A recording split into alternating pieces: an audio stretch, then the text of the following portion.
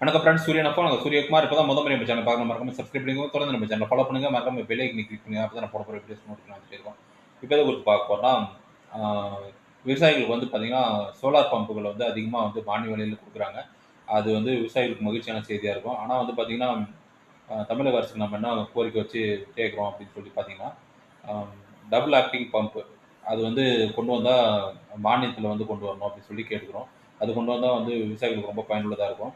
ஆ ஏன்னா வந்து பார்த்தீங்கன்னா, சோலார் வந்து பார்த்தீங்கன்னா, 90% வரையும் அ சப்சிடில குடுக்குறாங்க.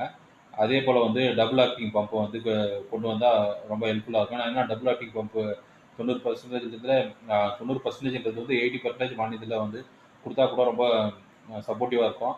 ஆனா நிதி பற்றாக்குறை வந்து விவசாயிகளுக்கு கொஞ்சம் சப்போர்ட் பண்ணும். அது அது மட்டும் இல்லாத பார்த்தீங்கன்னா, டபுள் ஆக்டிங் பம்ப்ல வந்து பண்ணும்போது, அதிகமா வந்து தண்ணீர வந்து அதிகமா சீக்கிரமா இறைச்சி வெளிய தரணும்.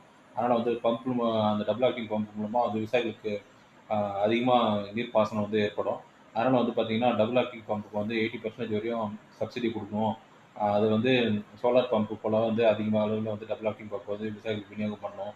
அப்படின்னு சொல்லிட்டு தமிழக அரசுக்கு கோரிக்கை வைக்கிறோம். இது போன்ற அப்டேட் மற்றும் விழிப்புணர்வு தகவலுக்கு தொடர்ந்து நம்ம சேனல ஃபாலோ பண்ணிட்டே இருங்க. சூரியகுமார், சூரியன். Thank you.